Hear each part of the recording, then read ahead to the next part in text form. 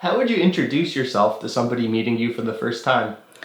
I'm still working on that. I tend to just tell them that, I'm Tania at first. And I met a friend as the past 2 years that became a very good friend of mine. And at first I just introduced her as, I'm Tania, I have PTSD. And I would stop it there. But as I get to know her more and get more comfortable, then I'll be like, oh, actually, my trauma was more complex for a long period of time. And I'll wait to see how they respond to what I just told them. And I will eventually tell them that, if I don't remember a day that I spent with you, if I re-ask some questions, I tell them it's because I do have dissociative identity disorder. Tania, is it okay if we discuss your life in a chronological order and kind of start early on? Yeah, for sure. Tell me about your early life. So, my early life was full of excitement, full of great things, but around the age of 4 or 5, I've experienced sexual trauma with a family member, and it had continued for the longest time. But it was a lot during family gatherings, so Christmases and summer breaks and all of these times. So a lot of my memories came from it. But I'm a girl from the woods. I lived on top of a mountain in the middle of the forest, and I've spent a lot of time having fun in there, although every time I think of those times, I think also of my bad times, because it happened till I was 17 years old. And like I said, it was every family gathering, every chance there was a family gathering, it would happen, unfortunately. And that person was very manipulative to be able to make me think that I didn't need, or make me think that I was lesser than, that nobody would believe me. For the longest time, I didn't tell anyone. It's a beautiful day here in Quebec. Am I saying that correctly? Quebec? Yeah, in English, yeah. Awesome. And I want to say I think it's amazing that we can sit here on camera and discuss dissociative identity disorder, because relatively recently it was known as multiple personality disorder, and people were incorrectly, kind of just labeled crazy and dismissed.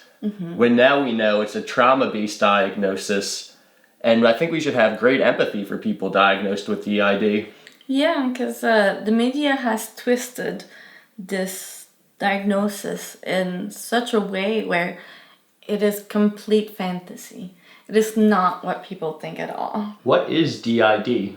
It's dissociative identity disorder. The reoccurring trauma when you're very, very young will cause for your personality to split. Most of the children don't have the brain to process the trauma and all of the extreme emotion that comes with it.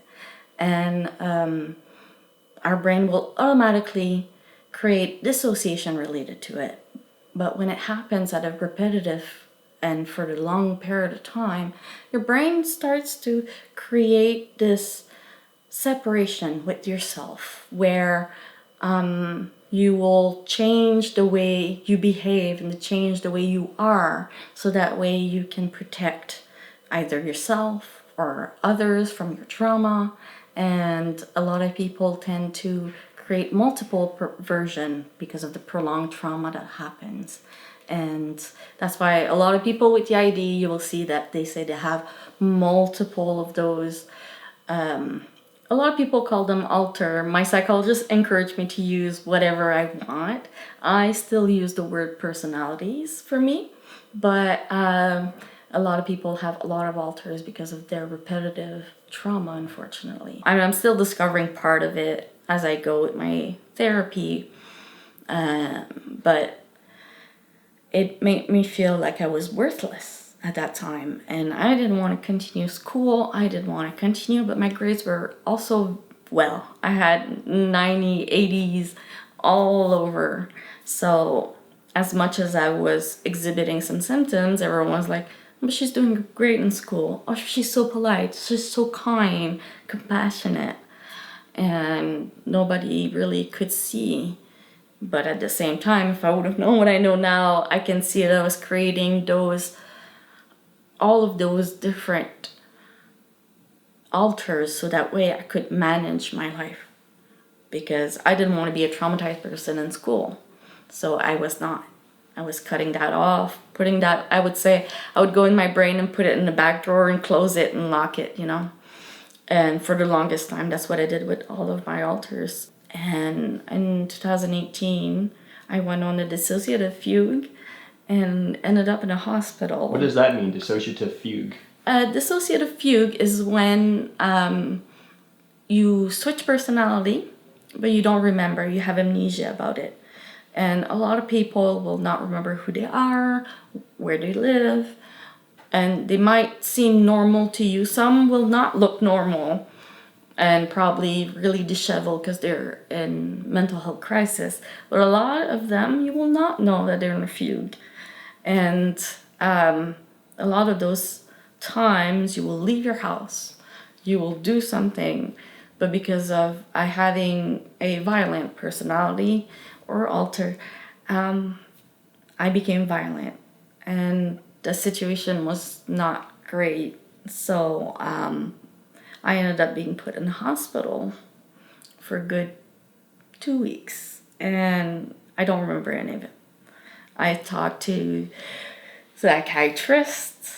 I guess I went through 3 psychiatrists, and I was being held down. I guess I had this unbelievable strength. I wanted to get out. I kept ripping my IVs and everything to keep me stable. I kept ripping them off. What is it like to know one of your alters did this?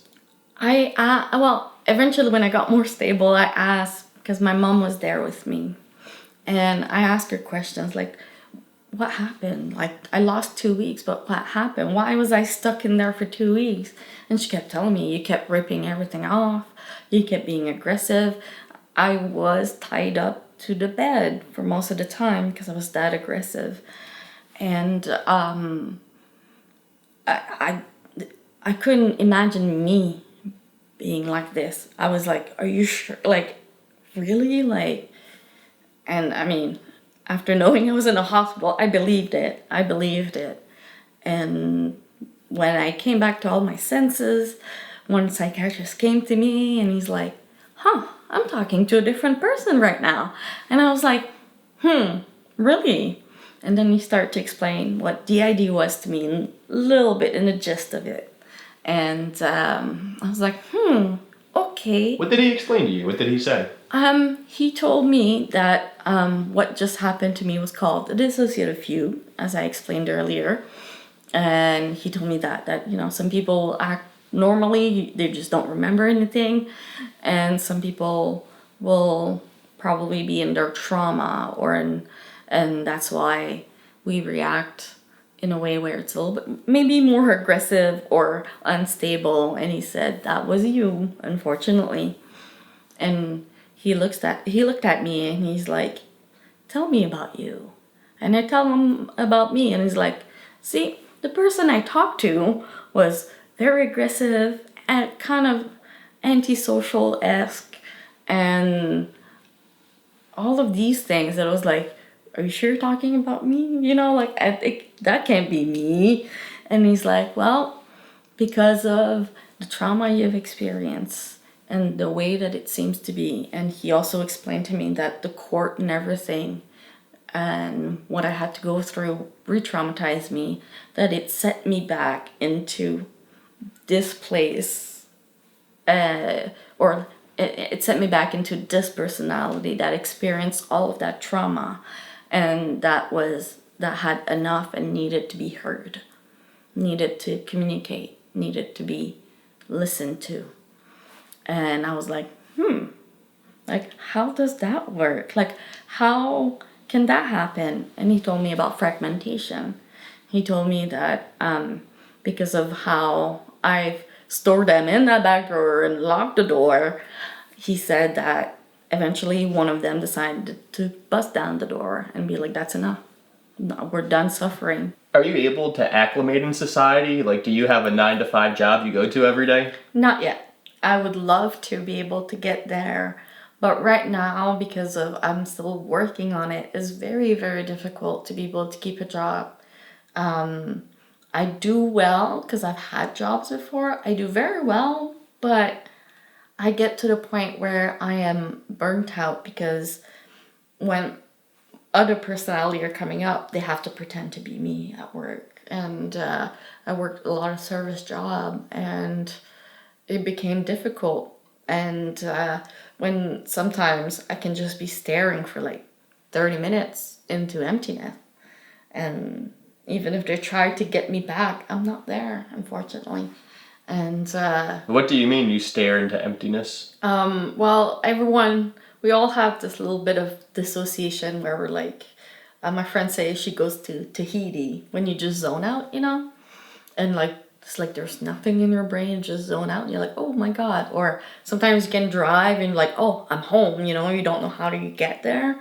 It feels like that, but often enough it's because I'm having conversation in my head where like they need to be heard, or like, and I'm just trying to be like, no, I need to work, like, but they're so loud in my head, and it just feels like there's a room of 7 people just talking over each other, and it's just loud, so I just zone out. Have you learned to love your alters? Yes. Let's talk about your alters. How many do you have? I have 7. So I have a little version kid of myself, the one that experienced the first type of trauma. Do you have names for your alters? Weird names, but I do. This one is called Little Me because it's the little version of myself. It's like nurturing myself. It taught me how to nurture myself by accepting this one. My second alter is the 13-year-old version of myself when another big event happened during that time. And that version was the social person, the one that did well in school, the one that was perfect. And that was a thing. Perfection was a thing. And her name was Lyra. She was like that girly girl, loved like social media and makeup and looking pretty and sprucing herself up and doing well and striving to do better and get further in life. Like she's that personality. And that's the one that coexists with me the most, actually, because she made me be able to function in life and be able to still have good grades so I could graduate and still have at least a bit of a future. And then at the same time, not so long after, I have, I call them twins because they don't really have name, but they are the same personality, but just female and male. So because of the type of trauma and the way that she wanted me to be she wanted me more like a boy, but I started to understand what was happening to me. So I also created a personality that was closest to me, but during the same age, that was like, that had the trauma, that was trying to figure it out. But what happened is those two always clashes. What is it like when you have 2 alters fronting and they're clashing? Do you hear 2 voices in your head? It will start like that, yes. And it's like a very noisy room, when you hear a lot of people having different conversation, and it feels like that. And I often have to at the end of the day, it has to be me, Tania, who is also willing to listen to them. So if 2 personalities are clashing, a lot of the time I will be quiet, not there, and I'll be telling them like, can we have a proper conversation? In one therapy session, they came up both, and I was saying things that did not match with what I just said. And my psychologist was trying to figure it out. And lo and behold, when we figured it out and we sat down, he was like a mediator in between my 2 of them. And then we had multiple chairs. So he asked me when it was time for another personality to talk, to sit in that chair. And if one wanted to interrupt and like cut off the thought, then I would have to go in the other chair and back and forth like that. But and eventually we introduced boundaries where he would tell me, no, you gotta stay in that chair and let that thought finish, or what you have to say, finish it. Even if the other personality has something like against it, we'll let them finish, because as much as they're twin and they clash, they had the same purpose. So they had to understand that they had the same purpose. What was that purpose? That purpose was to have and hold the trauma that happened for the part of my teenage and toughest part. So you would send that trauma to those alters so that you could function with the other alters and go to school and get good grades? Yeah, I like that. So when you say some of your alters hold the trauma, would you switch to that alter when the traumatic event was happening so they could hold it? Yeah. That's exactly how it would happen. And that's why remembering my past was so difficult for me, because all I can remember is emotion related to it. Because even if back then, that's when they were forming my personalities, the amnesia was still there. The amnesia started as soon as they started, amnesia was there. But even if you have amnesia, you cannot, because your emotion comes from the hippocampus, you cannot forget emotion. Did only one of your alters hold the trauma and know it was happening, and the rest had amnesia and didn't know it was happening? When I started to have a few of them, certain specific ones would be the one dedicated to hold the trauma, and the other ones were dedicated to not hold the trauma. And as Tania, I was meant to just live in the middle of it. I also created myself a brother as well, a older brother who would protect me. And my psychologist told me that's the title of protector or the managers. So that one was the one who was stopping me from having conversation with myself and having connection with my other alters. He wanted to protect me from all of my trauma. So he was making sure that they would never front, other than Lara, because she was the one that was doing well for the body. And but it became to the point where that personality would front, and it would affect my relationships in life. Because what does front mean? Front means that they take over your body, and a lot of people will remember or like have a dream remembering of it, but I don't. I have complete amnesia of it, and remembering what that alter said or did is impossible for me, other than the emotion related to it.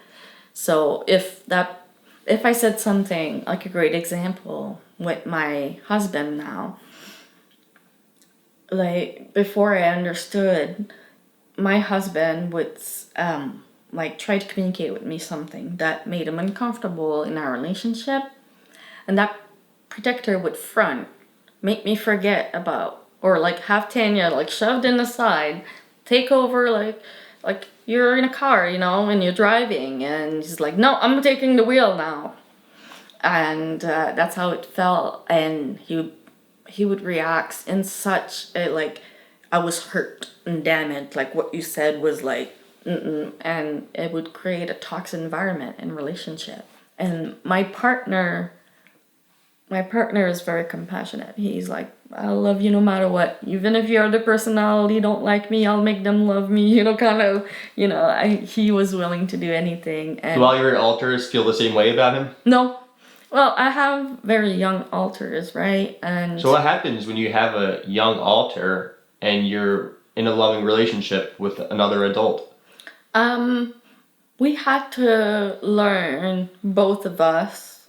I've learned when she would front, because the youngest one is the one where it is more obvious because I'm more childish. I want my teddy bears. I want to be cuddled. You know, I normally love having my coffee. I'm a coffee fiend, and a cup of coffee is always comforting for me.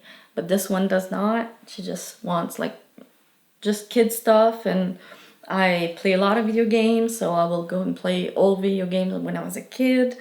And at first, when my boyfriend, well, when he was my boyfriend, we were not married, he would come to me when I was that personality, and I would feel like violated and all that because he's a grown man and he's giving me that kind of affection, but he didn't know that I was a young, and I couldn't express that to him. So often enough, I would feel like way back when, and I would be re-traumatized because it would feel like an adult trying to hurt me like before. This is before you knew you had DID? Yeah, he was with me when I learned I had DID, so he's been through hell with me, hell and back. So, but when he started to notice all of those things, now she sees him as a father figure because he's the greatest father you could ever ask for my child. So now she just sees him as a father figure. So like if all of a sudden I'm triggered, and often enough she's the one who needs to be cuddled and have hugs, I, as Tania, I'm not really a cuddly person per se, but she is. So I will always go to him and just hug him and, be like, I need to be cuddled, I need to be comforted. And he already picks up on it, and he himself becomes more of a father figure to me at that time, to be able to not feel like I am being abused again. And that helped a whole lot because before it would trigger having JC, my protector, come out, and then I would also have my twins come out because then everyone was triggered. It was like a domino effect. And I had to learn that because when the domino effect started and I would get into the more rebellious ones, I would be toxic to my partner, my husband now. And it was not healthy for him. It was not healthy for me and not for our son either. What is it like being a mom with DID? I went to university because I wanted to be a criminal psychologist. And I went to study in university, but I was not taking care of myself. I was not emotionally stable. And I ended up falling pregnant in my first year of university. And so with that, it's like at that time, which became my last personality, was the mom personality. And funny enough, I was still just 19-year-old. So your brain is not still fully developed at 19-year-old for you to know and have those part of your brain to help you process all of the trauma and being an adult as well. And I was forced to keep my child because of religion's reasons. Actually, my family was very religious, so I had to keep the child. And when that mom personality came over, it's like all of the trauma, everything that happened was gone. I wanted to protect my child, raise him so he doesn't have my childhood. And I succeeded for the longest time, up until he was about 4 years old, when everything exploded. You said you were re-traumatized by the court. What do you mean by that? I had to share things that I've never talked about before. And they asked some horrible, hard question. Like one of the question was like, did you enjoy it? Oh my God, what? Yeah. That is, it's sickening. It was like so like, and it was so hard to just... How old were you when you went to this court? I was in, well, funny enough, I shouldn't say that, but my abuser ended up admitting to some of her actions. And at first I had to show up to court, but because she admitted to her action, it went to the Queen's Court, or federal for you guys.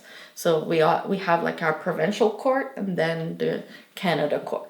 And I first had to show up and fight against her because she admitted to hurting me and some of the stuff. They're like, we have to bring that to higher court. And when they brought it to the Queen's Court, they told me I don't need to show up anymore because they have enough evidence. When I heard that news, I was more than happy that I didn't have to show up to court, because some people do have to show up to court. And I was just re-traumatized with the process of getting there. And these people have to go in and relive, be in front of their abuser. I was terrified of that, and lucky enough, I didn't. And those that have to go through that will have those same... it's like I was back there. I was back into being abused, like as if it was happening to me now. My body was reacting in that way. My mind just couldn't anymore. I became extremely suicidal. I had to go to court, so I had to relive a lot and explain to the cops and the investigator. And I had to work so hard to remember everything that it re-traumatized me completely. It was to the point where I kept having seizures as well. And the psychiatrist told me that those seizures are not seizures. It was dissociative identity disorder, where I was so overwhelmed. All my personality were in my head being like, no, I want to come out. No, I want to come out. I have something to say. I'm being triggered and all that. And I was trying to suppress them so much that I just went into... my brain couldn't do... like, it had overwired itself, or how would I say that? Like, I had a surge of too much going on in my hippocampus, basically. You told me off camera that you were misdiagnosed prior. Mm-hmm. What were you diagnosed with first? I was diagnosed first with bipolar disorder because of having such a switch in my mood. But I never had a regular mood switch. It was not like timed almost. One of my friends has bipolar, and she knows when she's gonna get depressed. She knows when she's gonna get manic, because they're on a pattern that's very distinctive. I've never had that pattern, but back then, that was before I said about my trauma. They didn't know about my trauma, so they thought, okay, bipolar. I tried medication, never worked, so dropped that off. Saw a different psychiatrist. The psychiatrist was like, borderline personality disorder, because at that time I was a teenager and I couldn't hold relationship well. I had high emotions, having a heart, like very volatile emotion, I could say. But I was surviving, being triggered. I was not healing. So I reacted like any other human being would that had gone through the same thing as me. And then when I start to realize I had voices in my head, I was diagnosed with schizophrenia and was treated for schizophrenia, but I ended up being psychotic on the medication they gave me, which that's a big sign that I was not schizophrenic. And at that point, I had given up on all mental health. Like, I was like, no one will be able to figure it out. Like, what's wrong with me? And eventually, when I opened up about my trauma and learned about it, having my dissociative fugue, and then they're like, yeah, okay, that makes sense. And once I started to work on DID, there's not really any medication. There's medication to help you live in your day-to-day life for PTSD, but not for DID. So it was like, okay, so I'm not going to take medication. I have to learn how to live with it and all that. And I was so used to this old, you got your diagnosis, take those meds. Diagnosis, takes med. And this one was so different. But every time I crossed something, I was like, that makes sense now. now I understand my life. Now I understand my childhood. This one sounds like, here's a diagnosis, and now you're gonna have to do hours and years of hard work to figure it out and cope in society. Yeah, I was told it will take like up to 10, 15 years until I can probably start feeling good. And I'm like, well, I'm on my 7-year mark and I'm starting to get there. Halfway there. Yeah, I still struggle hard, but I'm like, even if I'm stuck like this for the rest of my life, as long as I get a little bit progress here and there, then I'll be glad because it works. This thing works. I wanted to give up many times. I tried to take my life and never worked because one of my personality was like, So no matter what I tried to do, I guess I would go into amnesia and that personality kick in and try to save my life. Since you have this amnesia barrier, does that mean none of your alters will remember anything another alter did? Yes. It does happen between alters as well, not just me as myself, Tania. It will happen for all the alters as well. So it created a lot of complication. The longest was my dissociative fugue, the 2 weeks, but other than that, it will be like a maximum 3 days where I won't remember anything at all. But I know that I did fine because I'm not dehydrated. I ate, I took care of myself, but it took pretty much, I would say it's been the past 2 years at least that I've started to be able to take care of myself, even if I'm in an amnesia state, to learn to trust my personality, that they can still do it. Because if they're fronting, there's a purpose they're fronting. And maybe it's because me, Tania, need a break for some reason, or they need to communicate something. So I let them have the moment. Even if it takes a while, I let them have their moment now. I felt bad asking you a little bit about your trauma because I noticed you went from excited talking about DID and the self-revelations you're having, but your body language got tense when I asked you about the trauma. Yes. So tell me about how the body like kind of keeps score in that way and you still kind of feel it when you talk about it.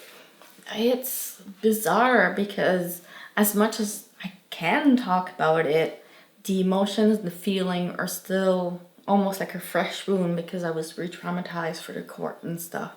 So my body will react before I even realize, even if I want to talk about it and I'm more than open to talk about it, my body and my brain is like, maybe we shouldn't. And I'm like, So I'm still working of coming out of my shell for a lot of the things. But I'm getting there and I'm working hard even if it's extremely difficult on days where I can't get out of bed. There's days where I don't shower for a week still. And but it's okay because if I don't take the time to be at my lowest, there's things I won't understand about my disorder. I think at our lowest, we are the most vulnerable as well, which is a great way to have an introspect of why we feel that way, not having to do something about it, not trying to feel better, just trying to understand why. Is it okay if I ask you a few questions about your trauma so that people can better identify when that's happening to a child? Yeah. When it was happening, how long did it take for you to realize that it was wrong? There was a few things when I went to school that they were like showing about danger. I think we all saw that, maybe like a PSA. I remember watching those and be like, that happens to me, But it's like after that, I think I would switch personality and I'll forget that I've watched it and I'll be like, well, whatever, it's not that's not happening to me, so why would I care, But what you will see in a child is, for me, all of a sudden, I stopped loving being hugged by my parents, or being put to bed and read a story, or, going through the hair. I just completely stopped wanting physical touch, and I think that's one of the biggest one that any children that I've seen that has gone through similar things, or every person that I've talked to that have been through similar stuff, that they have DID or not, that you will see the child not wanting to be touched. They don't love what they used to love. They're shut down out of nowhere. Like, they will be a happy kid and all of a sudden shut down, complete shut down. It's probably because they had a trigger or something reminded them of that, and they went back into that state of mind. And when you have a trigger, do you always know the trauma? No, just the emotions. And but I know what triggers me though. I've discovered things that triggers me, and I've worked into exposure, so these things don't trigger me, like certain music, certain smells, certain saying, certain things. And They remind you of the abuser? Yeah. I had lavender, which lavender is a wonderful smell, especially with the relaxing effect it can have. I love aromatherapy. I love it. I think that opening up one of your senses is a great way to calm yourself down, help with your anxiety. And I tried lavender for the longest time. Everyone's like, you have a bit of anxiety, try some lavender. Smelling lavender will just like trigger some hormones in your brain where it can maybe calm you down. But it was triggering me, making me worse. I was like, that's a bunch of nonsense. What is this? And turns out I discovered that my abuser had this lavender perfume. Discussing triggers to me is a great reminder to never judge anybody, even if they do something that could be considered rude, like being mean or yelling, because you never know the reason behind that. They could quite possibly be triggered from repressed trauma and just never had the benefit of therapy to work through that. It's just so important to hold space for people.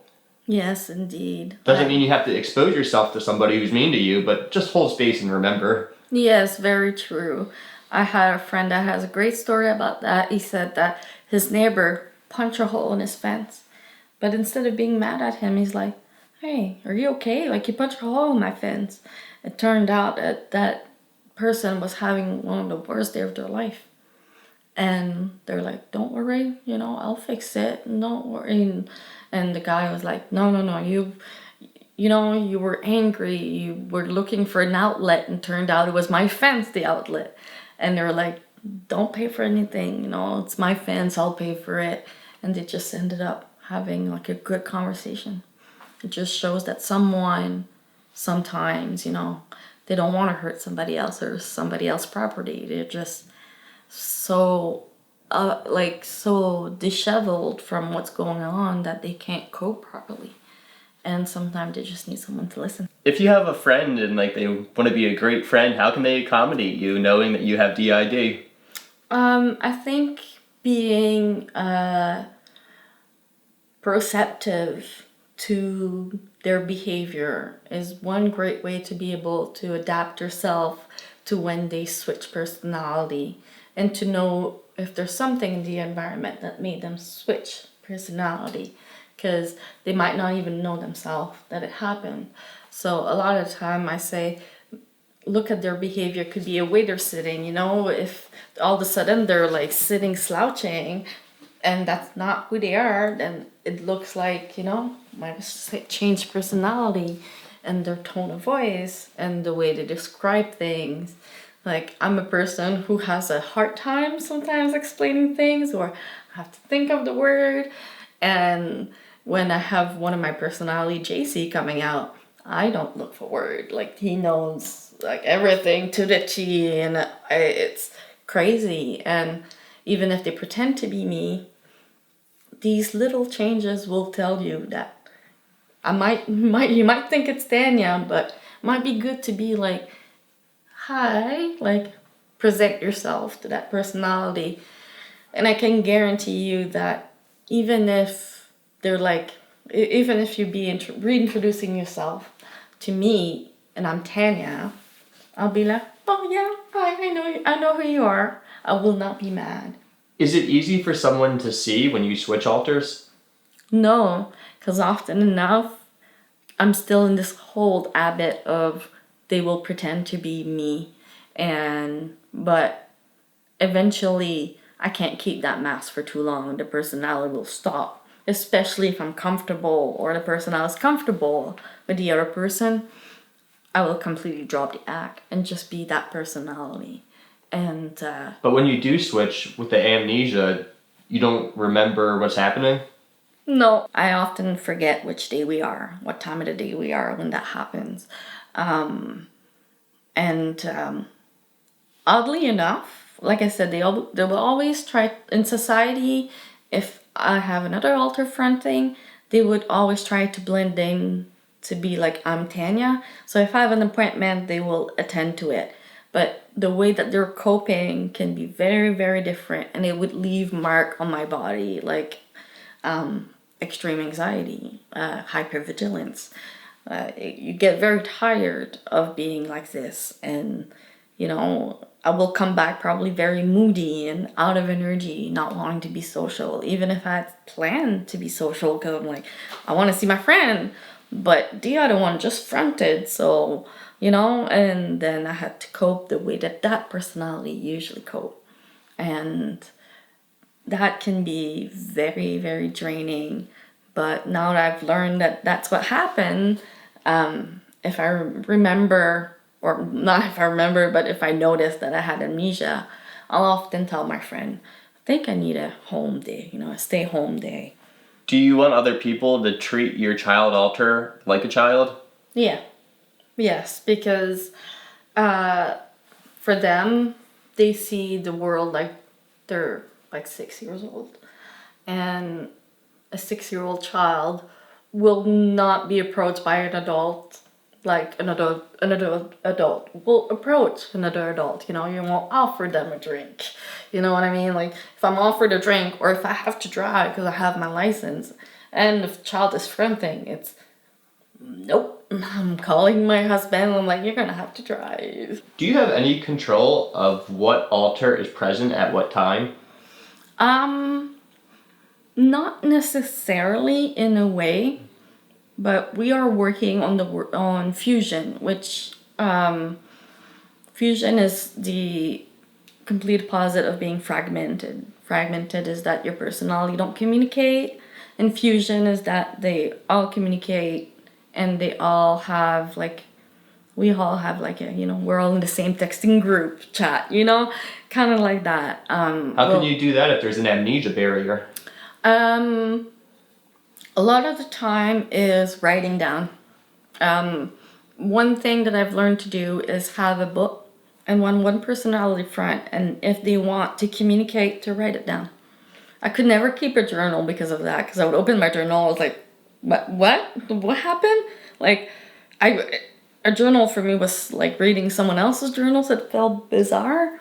But now I'm learning that when I write something down, I reread it. If I don't remember, it's probably because the personality was like, we need to remember this, or we need to talk about it, or we need to address this. And it created a lot of communication in between. So even if I don't remember, it's written, it's there. So there's also a lot of people like to make videos as well, like have a video of them talking or a voice message. So there's many ways you can keep track even if you have amnesia. What's it like to see a voice memo of yourself but you don't remember saying it? It's so funny because my personality have different way of speaking, and some of them I have an accent as Tania because I mainly speak French. But some of them, like pure English, some of them pure French.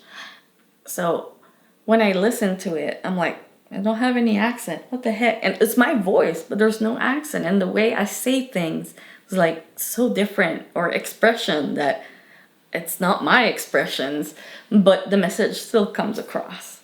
And then I can be like, we should maybe attend to that then. And yeah, so often enough, I'm starting to implement different color for different personality as well. So when I write down, I know which personality wrote it, but we still have a hard time remembering to do that. But right now I write down, and then when I read it and I'm like, but I don't know which personality it is.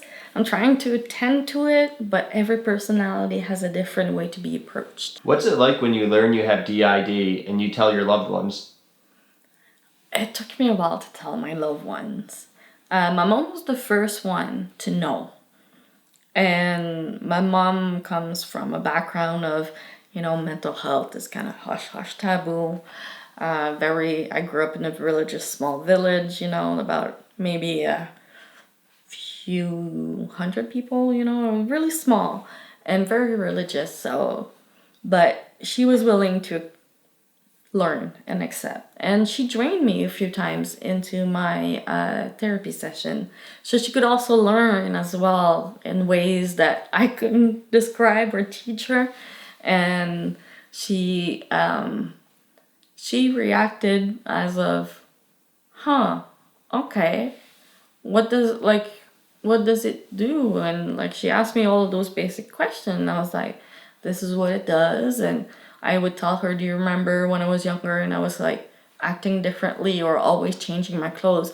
My mom always said that I would change my clothes 2-3 times a day, but every personality wanted different type of clothes because they were more comfortable in those clothes.